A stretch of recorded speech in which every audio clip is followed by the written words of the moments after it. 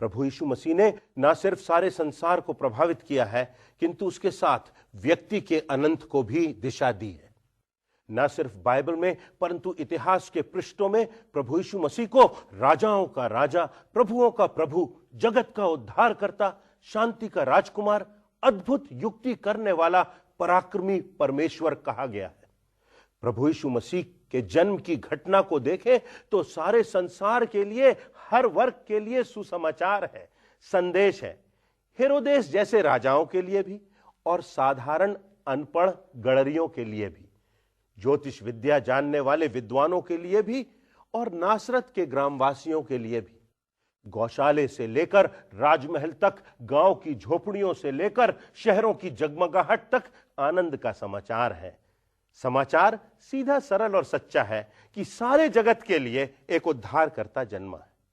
परमेश्वर की महानतम योजना का प्रारंभ छोटे से बैतलहम के गौशाले में होता है। एक साधारण सी गुमनाम युवती मरियम इसका माध्यम बनती है और मात्र इतना होता है कि एक बालक का जन्म होता है।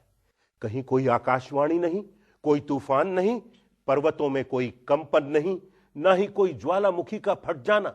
संसार की दृष्टि में एक सामान्य सी घटना, एक गांव के गौशाले में बालक का जन्म, परंतु परमेश्वर की दृष्टि में महानतम घटना जब ईश्वर मानव बन जाता है, सृष्टिकर्ता सृष्टि का अंग बन जाता है, असीमित सीमित हो जाता है, स्वर्ग धरा पर उतर आता है और अंत अनंत में विलीन हो जाता है। आइए इस 2000 साल पुरानी क्रिसमस की घटना पर विचार करें और देखें आज इससे परमेश्वर हमें क्या सिखाना चाहता है। पहली बात, इस घटना से हमें यह शिक्षा मिलती है कि परमेश्वर सदैव सक्रिय है। वह अतीत में भी सक्रिय रहा, वर्तमान में भी सक्रिय है और अनंत तक उसका हस्तक्षेप है। परमेश्वर खामोश और मूक दर्शक बनकर कहीं आसमान में विराजमान नहीं है, किंतु मेरे और आपके जीवनों पर उसकी दृष्टि लगी हुई है। उसे हमारी फिक्र है और उसका हस्तक्षेप निरंतर बना रहता है। यदि हम बाइबल में देखें तो निर्गमन की 3 अध्याय के 7वें और 8वीं आयतों में इस प्रकार लिखा हुआ है, फिर यहोवा ने कहा, मैंने अपनी प्रजा के लोग जो मिस्र में हैं उनके दुख को निश्चय देखा है। उनकी चिल्लाहट परिश्रम करने वालों के कारण होती है, उसको भी मैंने सुना है और उनकी पीड़ा पर मैंने चित्त लगाया है। इसलिए अब मैं उतर आया हूं कि उन्हें मिस्रियों के बस से छुड़ाऊं और उस देश से निकालकर एक अच्छे और बड़े देश में, जिसमें दूध और मधु की धाराएं बहती हैं, अर्थात कनानी, हित्ती, एमोरी, परिज्जी, हिब्बी और यबूसी लोगों के स्थान में पहुंचाऊं। यिर्मयाह नबी की पुस्तक के 29वें अध्याय में लिखा है, क्योंकि यहोवा की यह वाणी है कि जो कल्पनाएं मैं तुम्हारे विषय में करता हूं उन्हें मैं जानता हूं, वे हानि की नहीं वरन कुशल ही की हैं और अंत में तुम्हारी आशा पूरी करूंगा। परमेश्वर ने जगत को ऐसे ही नहीं छोड़ दिया। जब सारा संसार पाप में लिप्त था और आत्मा के उद्धार की कोई आशा नहीं रही, धार्मिक परंपराओं से उद्धार का मार्ग खुलना संभव नहीं रहा, तब स्वयं परमेश्वर ने अपने एकमात्र पुत्र प्रभु यीशु मसीह को भेज दिया, ताकि जो कोई उस पर विश्वास करे वो नाश न हो परंतु अनंत जीवन पाए। तो यदि आज हम संघर्ष कर रहे हैं, हम निराश हैं, पराजित महसूस कर रहे हैं, हमारे साथ अन्याय हो रहा है, तो हमें इस बात की निश्चितता होना चाहिए कि हमारा परमेश्वर हमारे जीवन की स्थिति से, हमारे हृदय की भावनाओं से, हमारी पीड़ाओं से, हमारे आंसुओं से अलग नहीं है। उसे हमारी पीड़ा का एहसास है और यदि परमेश्वर हमारे साथ है और उसे हमारी स्थिति की जानकारी है, तो यह हमारे लिए बहुत बड़े प्रोत्साहन की, दृढ़ता की, संबल की बात होना चाहिए।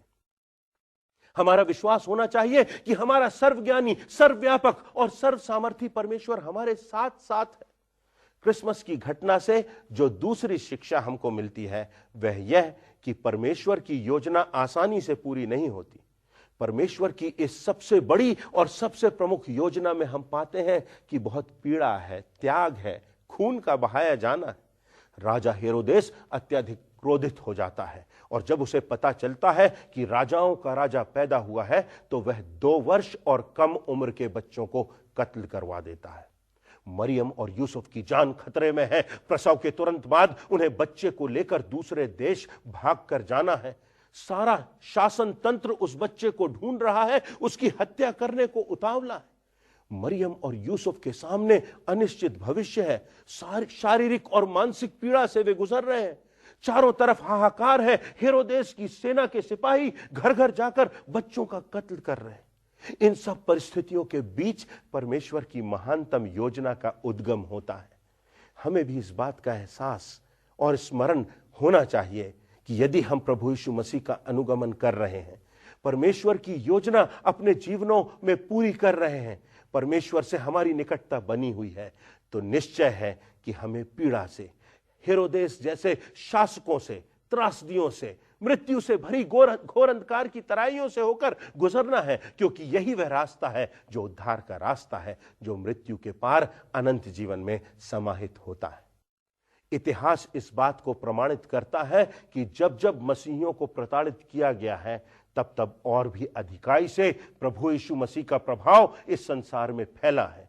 बड़े बड़े राजा और सेनापति प्रभु यीशु मसीह के प्रेम और उद्धार के संदेश को अपनी शक्ति और अपनी युक्ति और अपनी सेना की ताकत से कभी रोक नहीं पाए।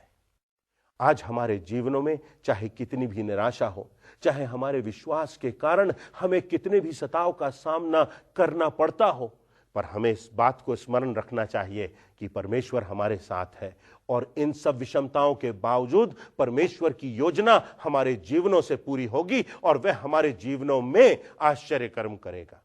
बाइबल में यह बात स्पष्ट है कि हर कोई जो मसीह में धार्मिकता का जीवन बिताएंगे, वे सब प्रताड़ित किए जाएंगे।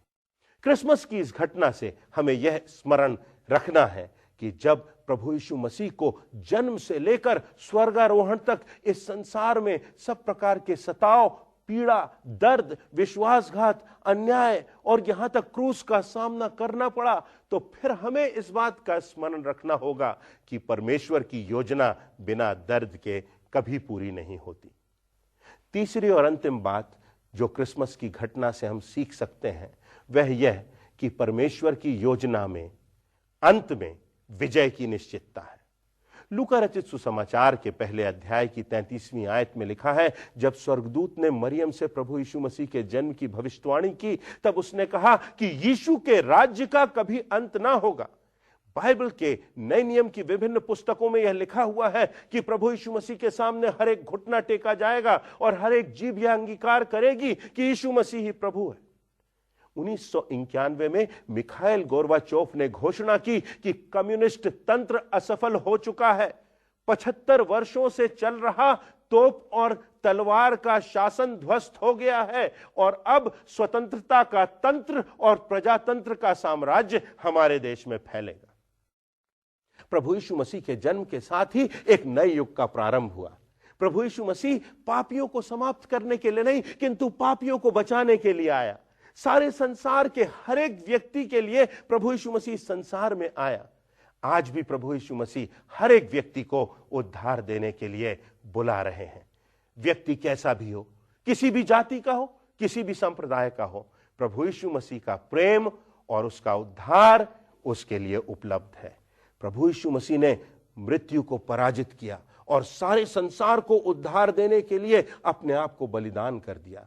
वह जो निष्पाप और निष्कलंक था, उसने सारे संसार के लिए अपना प्राण देकर हमारे पापों की क्षमा के लिए एक बड़ी कीमत अदा की और इससे सारी मानव जाति के लिए उद्धार का द्वार खुल गया। मृत्यु पर विजय प्राप्त कर प्रभु यीशु मसीह का पुनरुत्थान हुआ और वही प्रभु यीशु मसीह आज भी जीवित है।